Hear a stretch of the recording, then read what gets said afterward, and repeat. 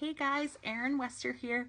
It's Friday afternoon. I just actually got back from spending a nice chunk of the afternoon with my mom. I went out to lunch.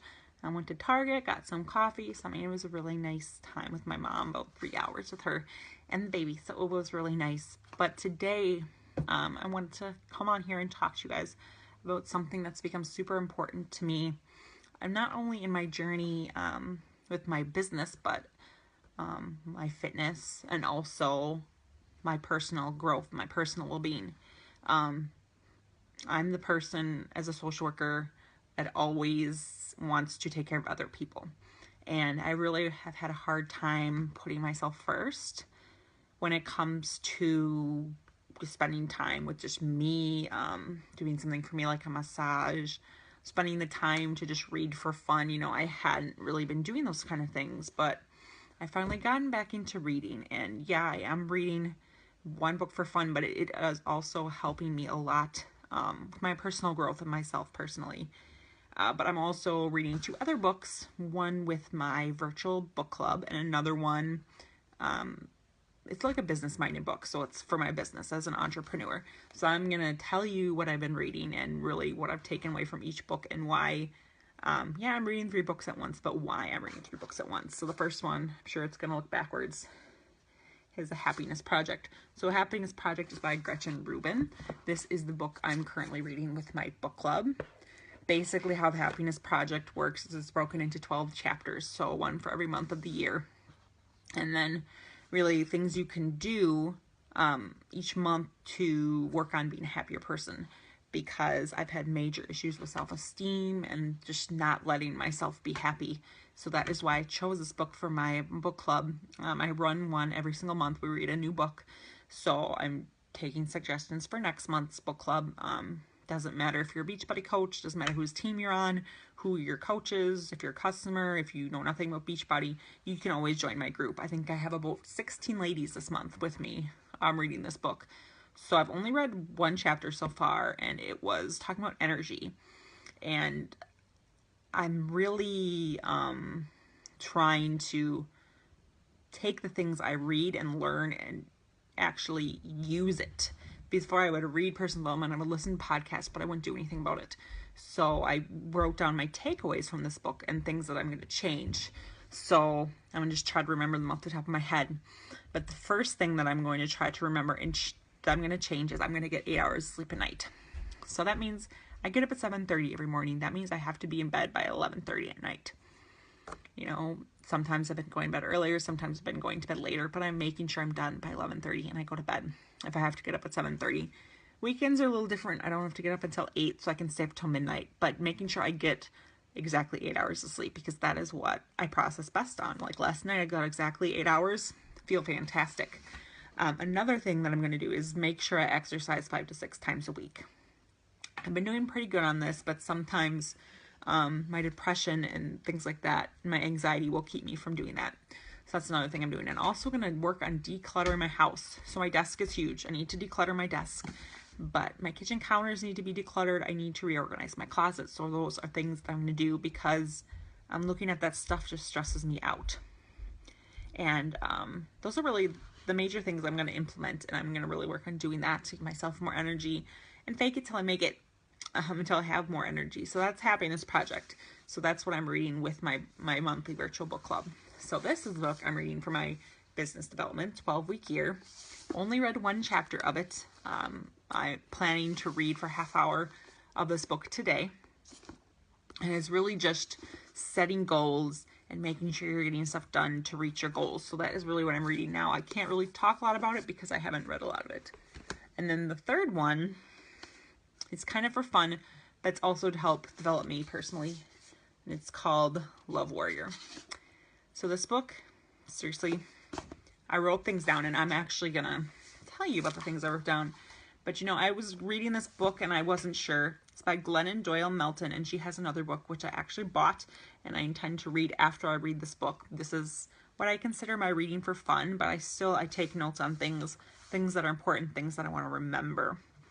It's really about a girl this is a true story about the author.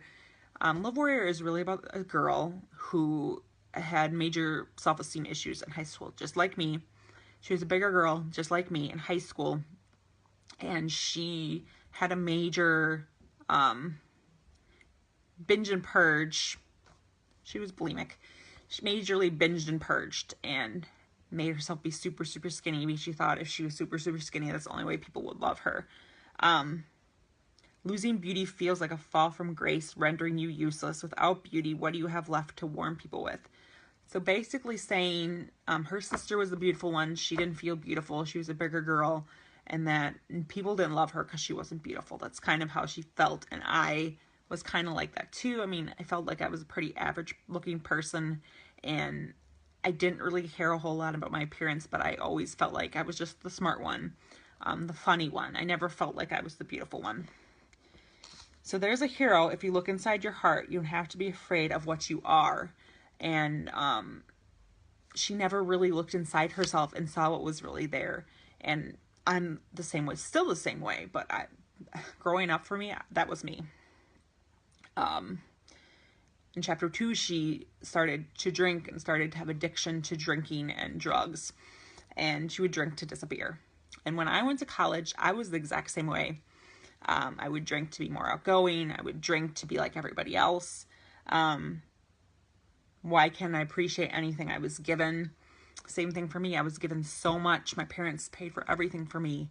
I didn't have to worry about money, and I couldn't appreciate anything that was given to me until I didn't have it anymore. And I realized how much I depended on my parents.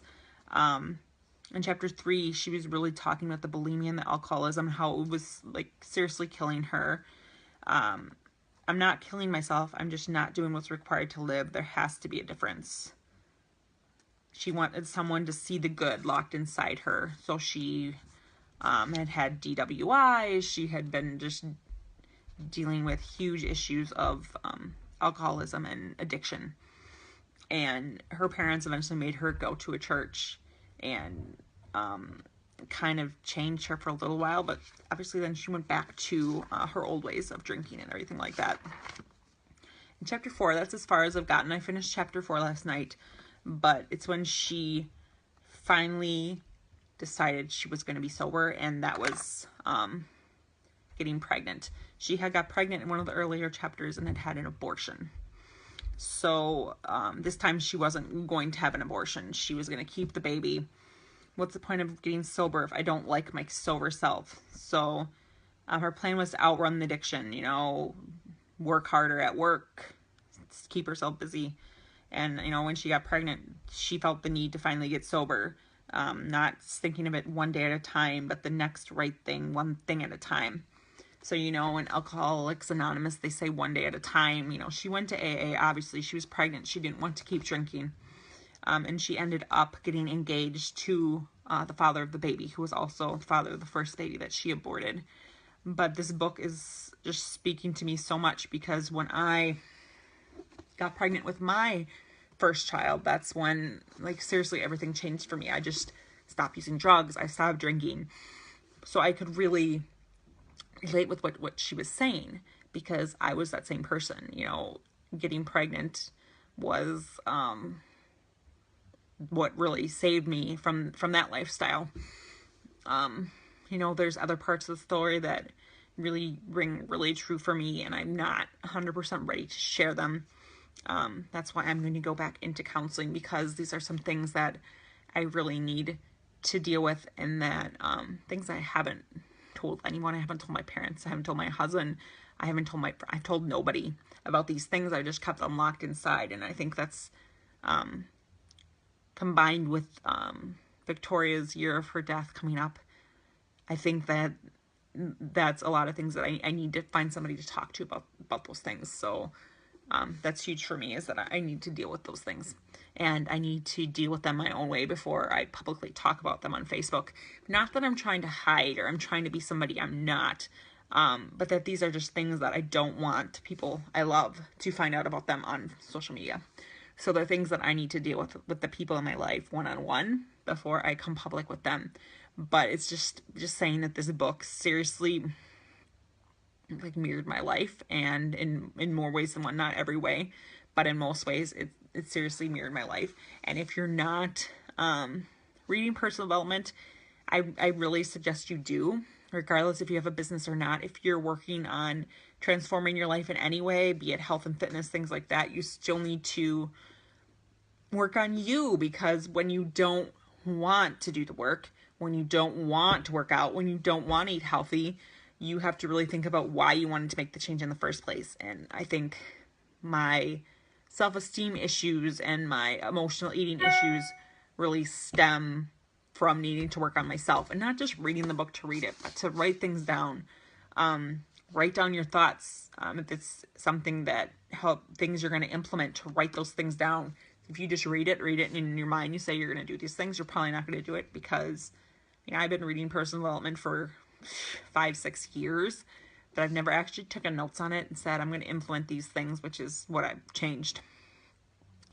But you don't need to be a business owner to do personal development and work on yourself.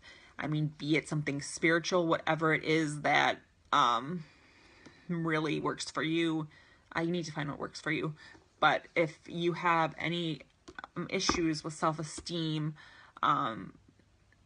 addiction, eating disorders, seriously, this is the book you need to read. Again, it's called Love Warrior by Glennon Doyle Melton, and it's seriously an amazing book.